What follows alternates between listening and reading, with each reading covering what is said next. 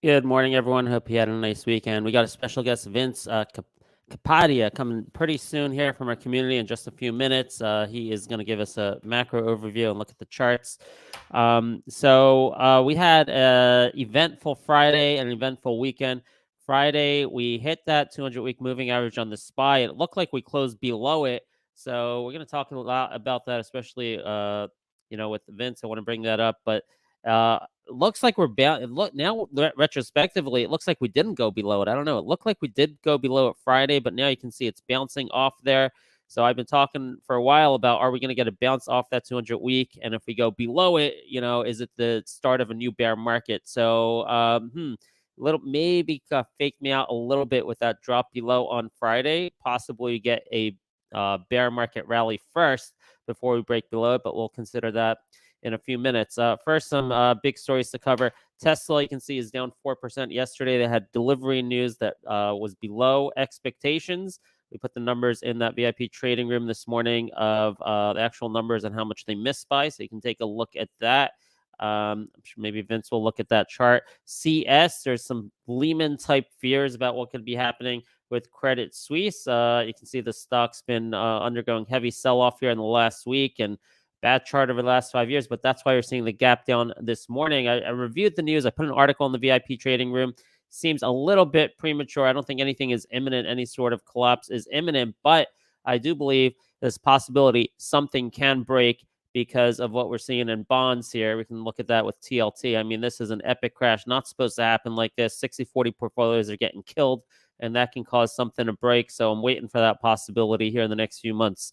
Other big news, USO, we see OPEC. OPEC said they're considering a production cut of more than 1 million barrels per day. So that's causing a big jump up in oil this morning, gapping up over 4%. That'll take up the rest of the energy names with it. We're continuing to monitor Apple and Nike, as those were the proximal reasons. The fundamental earnings warnings we're getting from Apple and Nike are the proximal reasons why we're seeing the market head right to that 200-week moving average. So keeping an eye on that. Micron as well has been acting well, actually, even though they had some bad macroeconomic news. Perhaps it's because they were, very proactive in taking measures against it and cutting their capex. Maybe that's why. I'm not sure, but better than the rest. A couple other things. I'm putting gold. I haven't talked about gold in like many, many months, probably a few quarters. I'm putting it back on my watch list because, well, it's taken a hit, but I just want to start bringing that up, start collaborating with people on it because of geopolitical situation is really, really bad. One of the other things that's been happening over the weekend is increased talk about possibility of nuclear happening with Russia and Ukraine. The rhetoric is really ramping up in a way which like I've never seen before. And, I have pretty good faith that that'll never happen. But the rhetoric of it, the possibility of it could cause more turmoil in markets, could cause maybe gold to get a bid at some point. So watching that as well. All right. So I'm going to save SPY, QQQ, ARC, all that for Vince. Again, we're bouncing off the 200-week moving average this morning. So we'll have to see how long that potential rally could last. Other news here, BTU. Now, BTU is probably up simply because USO is up and the whole energy sector is up and all the energy stocks are up. This is call, but I really like BTO and GLNG here. These are the two picks that have come to the top in our community when we're talking about Nord Stream pipeline being sabotaged and who's going to benefit from that. So you can see coal imports and liquid natural gas imports coming into Europe. And the more and more I read about that sabotage of that pipeline, the more I'm convinced that these two plays might be really, really good plays in the next 6 months or so. So those are the top of my watch list, and I may be looking to add more on weakness or on strength. We'll see. I have both of them. A couple other standouts this morning. KMPH, well, this has stood out for the past 5 days or so. The technical is really good above all the key moving averages. Script data came in good again on Friday. So I've been adding to this, and this morning it's very low volume, only 1.6 thousand shares, but nice to see the price up. It could be a harbinger of what's going to happen later today. We'll see. But overall, I like the fundamentals. I like the technicals. The catalysts also look well with that $20 price target we got from Canaccord Genuity and the script data coming through. Sentiment a little harder to gauge right now on that. I don't know the stock well enough to give you an idea on sentiment, but KMPH, I like that. Air heads up this week, Thursday after the close, we have earnings. So that event may be holding up the stock a little bit going into that event. We're interviewing the CEO Friday morning. So if you're watching the replay on this and you're not part of the VIP community, you can sign up for a free trial this week, 7-day free trial. So you can hop on and listen to Gain Erickson, CEO of Air, Friday morning. So have that on your radar. RUM on your radar because Elon Musk doing an interview with Russell Brand, I believe on Wednesday. It's definitely sometime this week. I'm not exactly sure which day. I think it's Wednesday. Elon Musk exclusive on Rumble. That should bring not only a lot of traffic to the site, but probably a lot of buyers to the stock as a event anticipation run, maybe even an event reaction, depending on what he says on that interview. So RUM still at the top of my watch list watching that. Intel looks like they're doing a IPO spinoff of Mobileye. Man, they bought Mobileye a few years ago. Now they're spinning it off. So that's causing a little bit of a boost here, up 1.63%. Now, I was on a Twitter Spaces the last week, and who was on there? It was Josh Kim. Remember Josh Kim? He's like the semiconductor expert who helped us do some due diligence on Air. So I haven't talked to him in a long time, and he was on a Twitter space, and he was still banging on the table on Intel. It was like, Intel's my largest position. So who knows? Maybe there's going to be a time for Intel to turn it around. Got a catalyst here with the Mobileye acquisition. Given the whole entire macro, which we're about to talk about with Vince, I'm not sure I'd really put money into that long term at this point, but we got a catalyst this morning that could be good for the stock. Continuing to monitor DRIO and Talk for M&A activity in the space, especially Talk and DRIO. We're monitoring for hopefully a launch with Aetna Health Insurance Plan. Hasn't happened yet, so those are at the top of our list. Clifford, we're watching. CLFD, Clearfeld from Chris in our community, just amazing. This chart has been explosive the last few days. MACD flip. 107, recession-resistant stock over the 50 DMA. So we'll have to see if we see a continuation in CLFD. And the last one I'll bring up, well, maybe three more. Sorry. ACTG, we're waiting on news. It didn't happen today, okay? And the company put out a press release. There's some sort of restructuring that they're trying to do with Starboard Value here. So that didn't happen. Delayed by another month, this possible restructuring. Being told from someone who really knows the company well, Matt in our community, Matt Kolb, if and when it happens, this could be a 10 to 20% boost for the stock ACTG. Continuing to monitor FREY, one of my favorite stocks, EV battery company, above the 20 DMA. Like, you don't see charts like this in this market. And great endorsements by Goldman Sachs and top pick at Morgan Stanley with possibly upside target of $60 on FREY. Goldman Sachs is at 19. And SIGA, we're looking at that. Bounced off the 200 DMA recently. Man, it was tough. When it gets to these key moving averages, for me, it's very hard because I see the evidence, especially when you pull out and look at a longer term.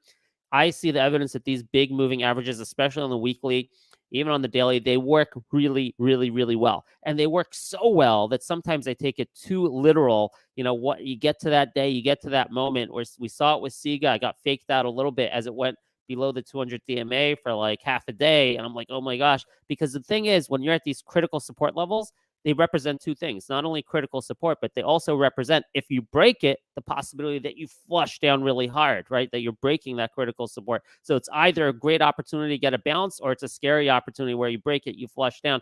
So sometimes I fall into that trap. I did with SIGA a little bit. And possibly a little bit with the SPY. Same thing happening. I've been calling for the 200-week moving average for such a long time. Once we get there, I know it's a great bounce opportunity, but it's very hard to play as it's, battling those key moving averages. So we're seeing that with SIGA and SPY. All right. So with that, I'm going to bring on Vince to the show. Vince, you there? Yeah, I'm here. Can you hear me? Awesome. Thank you so much for joining us. Are you ready? Should I add your screen here? Yes, please. All right. We got a screen share here from Vince. So Vince has been really, really good with the charts and with his macro analysis, both from a technical and fundamental viewpoint. And because we're at this critical level, that 200-week moving average, the way I see it on the technicals, I wanted his viewpoint on where we are with the technicals, and if he also thinks this is an inflection point potentially, maybe downwards for the stock market going forward. What do you think? Yeah, no, I think that we may bounce here a little bit temporarily, but I think long term we're headed lower. to me, it's all about earnings and multiple. If you go back to historical levels, the PE on the SPY is going to have to be around 14 before you see a bounce. It occurred in December of 18. It occurred in March of 2020. We're still at roughly about a 16 plus or minus PE ratio. Fact sheet suggests it's probably going to be 220 S&P earnings for the year. So 220 at 14 gets us 3,080. I've been seeing for a long time in the community we're going to be testing 3,000. So that's one source of 3,000 tests. Let me give you another one. So here is the weekly chart going back to December of 2020. Here is the 200-day moving average. We breached that on Friday. Let me show you something a little more interesting. I'm going to zoom back. This is the S&P going back to the 1920s, 1900s. So let's go back a little bit to the Great Recession. The bottom of the Great Recession was in March of 2009. If you draw a trend line of all the lows, okay, this is in 2015, 2019. We breached it in the flash crash of the pandemic, but I'm still going consistent. We still end up at that 3,000 level. This is a very important level. If we breach this, we're in big. This bull run, this trend line is, if it gets breaking, that's not good. So while we may bounce up and down here in this fan on SPY, hopefully we bounce from 3,000. I do believe, now that's assuming we don't have a recession. If we have a recession, then I think we're going lower. We could test 2,500, which would be consistent with the lows of March 2020 and also December of 18. Okay, so we still have from 3,600, we still have another 20% to the downside, in my opinion. And that's assuming we don't have a recession. If we do have one, we could potentially go down to 2,500. Aren't we already in a recession? Hasn't there been two negative GDP prints? We are, but the earnings haven't been revised yet. To me, it's about the earnings of the SPY, and it comes out of negative growth. So I'll send over this PDF. It's about a 35-page document, talks about this, just came out a couple of days ago, and it discusses this. Talks about earnings growth, etc. I'll share it in the community. Okay, so let's take a look at the charts. So this is SPY. Same. The other one was the SPX. This is the SPY ETF. If you draw a trend line from the March 2009 Great Recession low, so here is a clear picture of the recession and no recession. If we don't have a recession, more than likely we'll bounce around the 3,000 level. If we don't, then we're going to test this lower band, because remember, this is the bottom of the recession. This is the flash crash, COVID. We're going to shut down. The whole world's going to end. So you got two valid points to go from. You extend that out. That puts us out to that 250 to 240 area again. So this is further validation that more than likely we'll probably go test 3,000. Hopefully we don't have a resolution. And this may not happen right away. This is going to happen in 2023. We're not in a phenomenon area where we're going to bounce, we're going to resolve this. This is not going to get resolved until sometime next year. So for the next 6 or 12 months, my opinion is we're going to wiggle down here. You're going to have some, but I think we are slowly going to work our way to 3,000. I'm firmly convinced. That's the SPY. I really like that analysis. I like how you mix the fundamentals and the technicals. That's beautiful. Not a lot of people do that. So that's what we try to support here at StoryTrading. Yeah, you do a great job of that. The charts are essentially a book that tells a story. The story is very simple. The SPY earnings are going down, and you have recession level multiples you have to look at, which is around 14. I've been saying in the community, 14 at 220 or 200 gets you around 24, 2,800, 3,000. I still believe that long term. Let's look at the Dow. Dow, similar phenomenon. You have to go back to the last Great Recession because that's where everyone thinks. I personally think the Dow can go down to 25, 26,000. And that's going to be hitting this long-term 100-day EMEA going back to, gosh, for a long time. So let's look at this trend again. So we created this channel. This is pre the Great Recession high and post the Great Recession low. You draw a channel.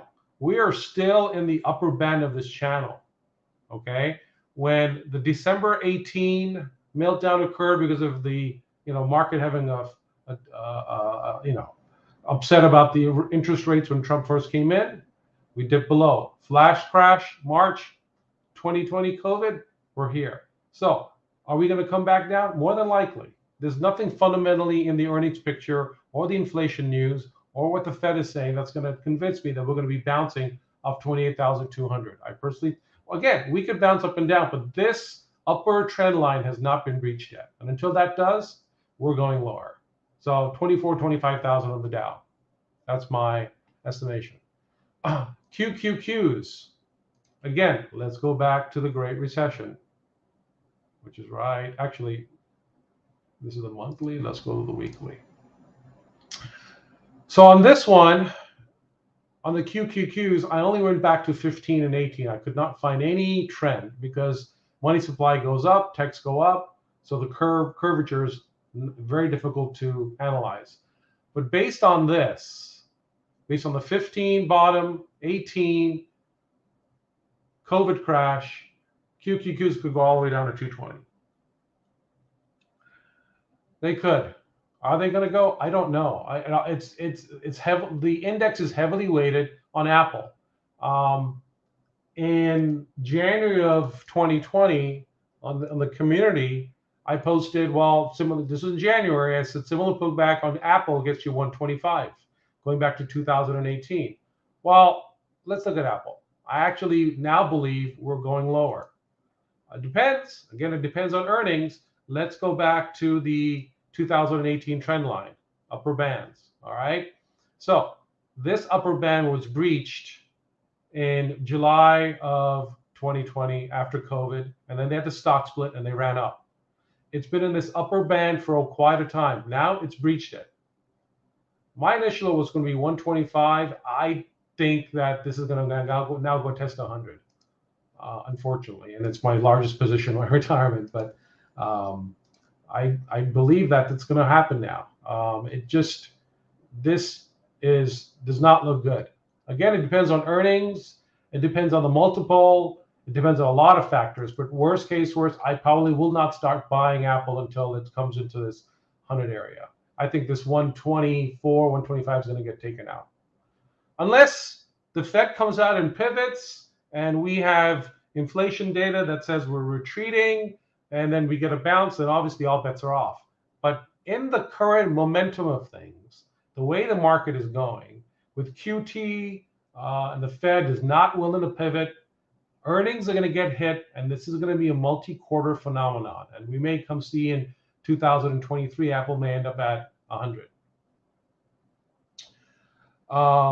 Not the best of news, but that's where I see. IWM, again, in the community a while ago, I had posted a chart pre-COVID and the COVID fluff. I don't know if you saw it, but IWM, if it doesn't bounce, we're looking at 120 if we have a recession. Okay. Small caps have actually held up pretty well. Like if you look at ARK is almost like a beaten down horse. I don't know how much lower it could go. This is a monthly, this is a weekly, it's just hanging out there. This is going to take years to recover, but if it can start showing some momentum, starting getting over 40, 50, then I may actually start scaling in here soon, just to throw some money at it, because I think small caps tend to bottom out, and they already have. They've been bottoming. The market's gone down precipitously a lot more than ARK. So I think ARK may be a place to hide out. I think chips are in trouble. AMD is really in trouble. NVIDIA and AMD, and I own these, are in trouble. It's breached all the technical areas that I can think of. This is VWAP from the December 2018 low. That's being breached. This is a weekly 200-day. That's been breached. So then you have to look at the last highs before it broke out, and it was at 59. Well, AMD is at 63. So, this could drop even low. NVIDIA had indicated in the chat group months ago that 120 is coming, and it's already here. You can go back and you can see I put 120 at the bottom. It's already here. Next level for NVIDIA is 80. Now this could only get exasperated if China invades Taiwan, because that's where the central hubs of all the chips are being manufactured in the world. So we still have more pain on the chips. There's nothing that tells me we're going to bounce anytime soon, unfortunately. Amazon is, I think I had a bear flag on this. Let's take a look. Yep, Amazon are forming a bear flag here, so you have to watch it. It may bounce, but if it takes out this 112, I think it's going lower. It's going to test 102.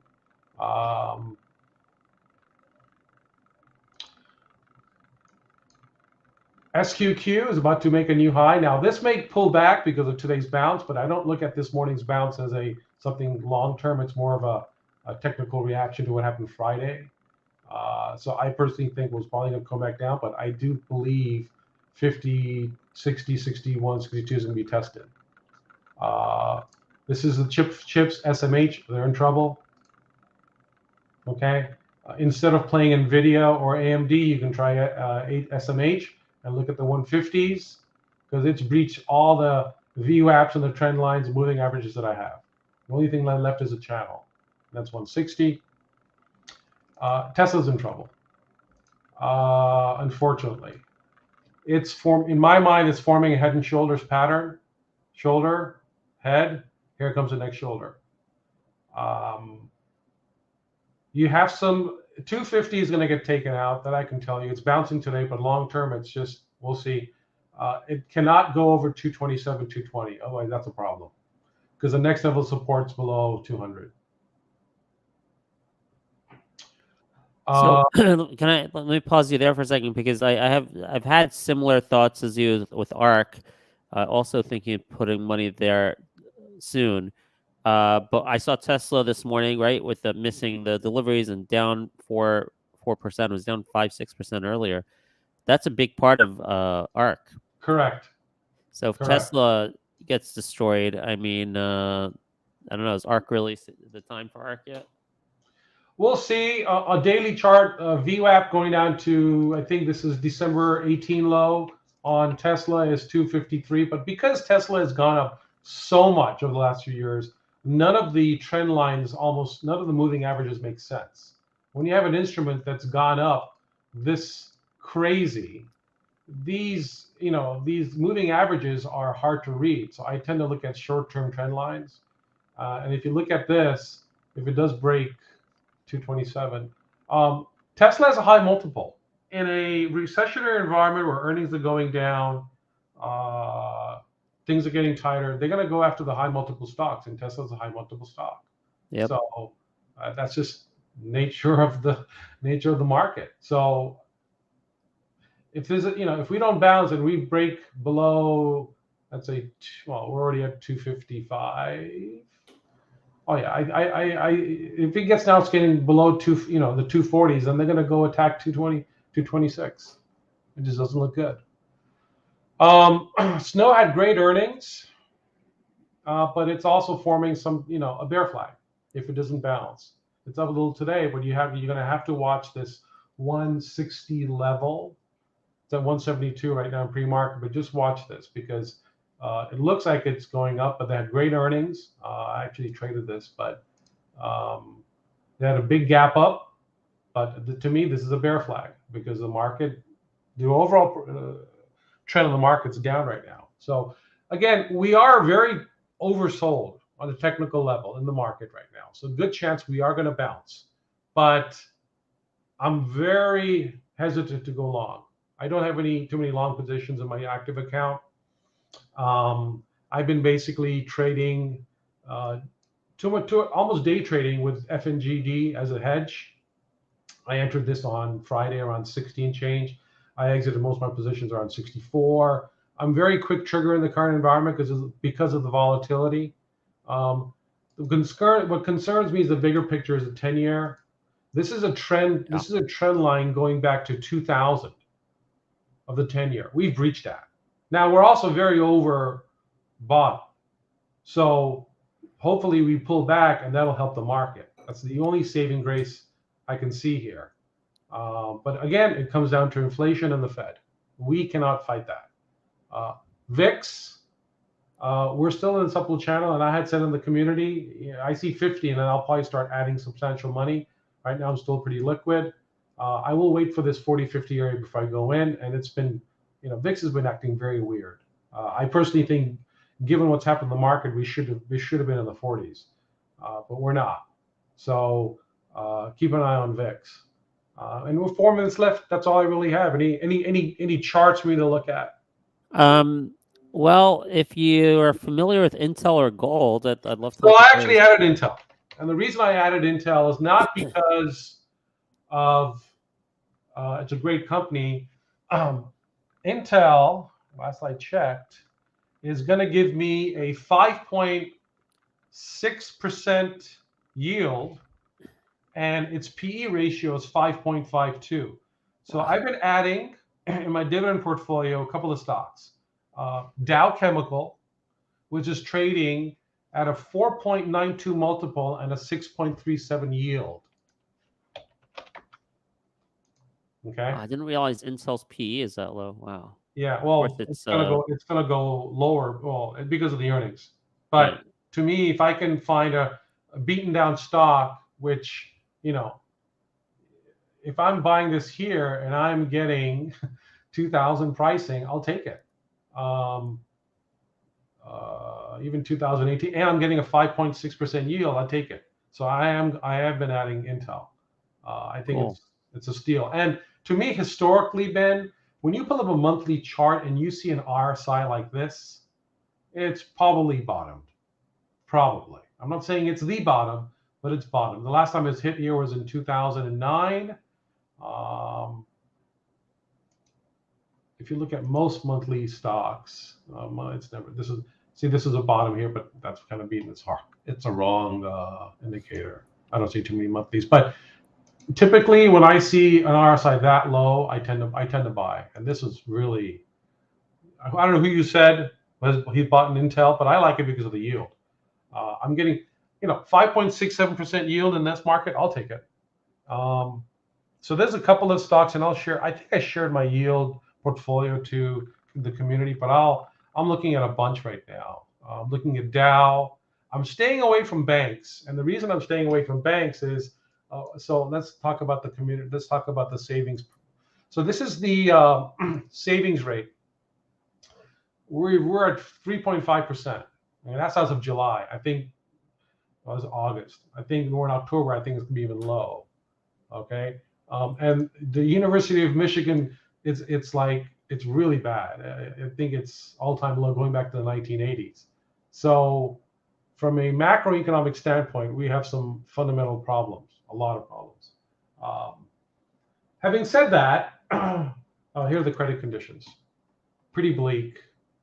I mean, we're really tight. I'm worried about the banks because there are quite a lot of banks that are throwing up good dividends, but I don't want to touch the banks because if we have a deja vu 2009 moment again, the great 2007-8, the banks were crushed because of the mortgage issue and the subprime. I don't know where we are on that. Having said that, October has some of the biggest one-day bear market rallies. So you want to look out for some of these. We may get them. So out of the last 14, 5 of them have been in October. So we may get some pretty big bumps in October. Got a minute left before the market opens, but that's it. No, that's great. Thank you. I appreciate it. Man, deserves more conversation. Hope to have you back. We'll make more time for a deeper conversation soon. All right. Have a good Thank you so much. Thanks. All right. Take care. Bye. All right, folks, we got to take off. Market is opening. Look at that. Intel spike just as we were talking about it. And we're out of here. We'll let you know what this upcoming schedule is in the VIP trading room. Have a great day.